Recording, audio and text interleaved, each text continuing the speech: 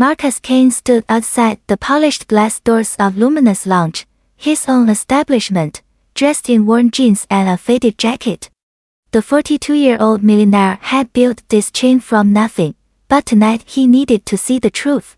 He pulled a baseball cap lower over his eyes, took a deep breath, and pushed through the entrance. The warm glow of amber lights greeted him, along with the soft hum of conversation and clinking glasses. This was his test, his way of knowing if his staff truly embodied the values he preached. The hostess barely glanced at him before her smile faltered. Sir, do you have a reservation? Her tone carried a hint of doubt, as if questioning whether he belonged in such a refined space. Marcus shook his head slowly. Just looking for a seat at the bar. She hesitated, eyes scanning his clothing, before gesturing vaguely toward the back. Bar seating is first come, first served. Marcus walked through the crowded dining area, feeling eyes follow him. Some patrons whispered, others simply stared. He had expected this, but experiencing it firsthand sent a cold shock through his chest. He found an empty stool at the far end of the bar and settled onto it, watching the bartenders work with practiced efficiency. A young woman with kind eyes and pulled back dark hair approached him with a genuine smile. Good evening. I'm Sarah, and I'll be taking care of you tonight. What can I get started for you?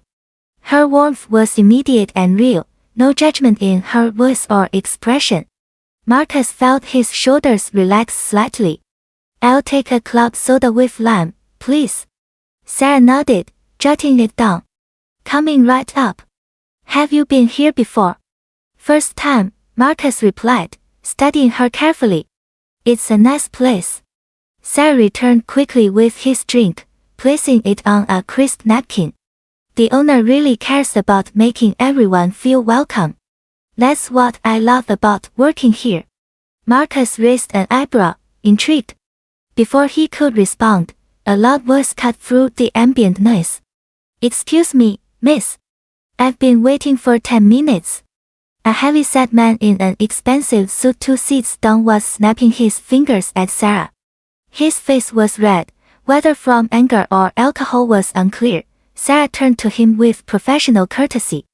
I apologize, sir. I'll be right with you. She finished setting down Marcus's drink and moved toward the angry customer. The man's eyes swept over Marcus, then back to Sarah with disgust. You're serving him before me. I'm a paying customer, not some homeless guy who wandered in off the street. The words hit the air like a slap. Conversations around them died down. Marcus felt heat rise in his face but forced himself to remain still, watching, waiting. Sarah's expression hardened. Sir, I served this gentleman first because he was here first. I'll take your order now. The drunk man stood up abruptly, his stool screeching against the floor. I don't think you understand who I am. I spend thousands here. And you're worried about some. He didn't finish the sentence, but the intention was clear. His finger jabbed toward Marcus with pure contempt. That's enough. Sarah's voice rang out with unexpected force. Several patrons turned to watch. I don't care how much you spend here. Every person in this establishment deserves respect, and I won't tolerate racist behavior. Not on my watch. The man's face went from red to purple. How dare you? I'll have you fired. Do you know who I am? I'm friends with the owner. Marcus felt his pulse quicken, pride swelling in his chest as Sarah stood her ground. She stepped closer to the aggressive customer, her voice steady despite the tremor Marcus could see in her hands. Then the owner would want you removed immediately, because those values are exactly what this place stands for. I'm going to have to ask you to leave, sir. The man laughed, a cruel, mocking sound. You're going to make me leave? You, a little waitress. I'd like to see you try. He reached out and shoved Sarah's shoulder, not hard enough to knock her down but enough to make her stumble. That was the breaking point. Marcus stood up, his chair scraping loudly. Don't touch her. His voice was quiet but carried an unmistakable authority. The drunk man turned to him, sneering. What are you going to do about it?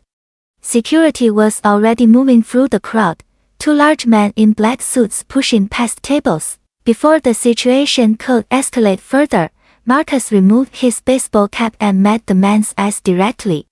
I'm going to tell you that you're permanently banned from every Luminous Lounge location in the country. The man blinked, confusion crossing his face. Sarah gasped softly. Recognition slowly dawned on the drunk customer as whispers spread through the nearby tables. Wait, you're Marcus Kane. The realization sobered him instantly, fear replacing arrogance. I am. And you just assaulted my employee while spewing hatred in my establishment. Security, please escort this gentleman out and call the police. I want a formal report filed. Marcus's voice was calm, almost gentle, but carried absolute finality. The two security guards took the man by his arms. He began stammering apologies, but Marcus turned away, focusing on Sarah instead. Are you all right? Sarah nodded, her eyes wide with shock and something else. Hope, perhaps. I'm fine. I can't believe. You were testing us. Marcus smiled softly. I needed to know the truth. And you, Sarah Chen, you showed me exactly what this place should be. He raised his voice so nearby staff and customers could hear. This woman just demonstrated more courage and integrity than most people show in a lifetime.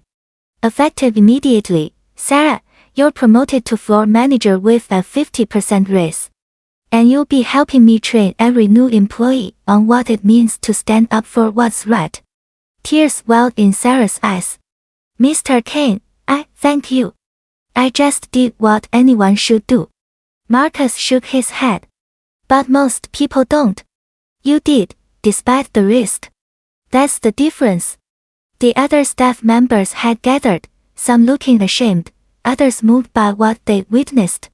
Marcus addressed them all. This is what I expect. Not just tolerance, but active defense of dignity and respect. Anyone who can't meet that standard doesn't belong here. As police arrived to take statements, Marcus sat back down at the bar, and Sarah poured him a fresh drink, her hands steadier now. You know, she said quietly, I grew up facing prejudice myself. My parents came here with nothing, faced hatred and rejection constantly. They taught me to never be a bystander when I see injustice. Tonight just proved why that matters. Marcus nodded slowly, feeling genuine hope stir in his chest. Your parents raised you right. And together, we're going to make sure this company lives up to its ideals, one person at a time.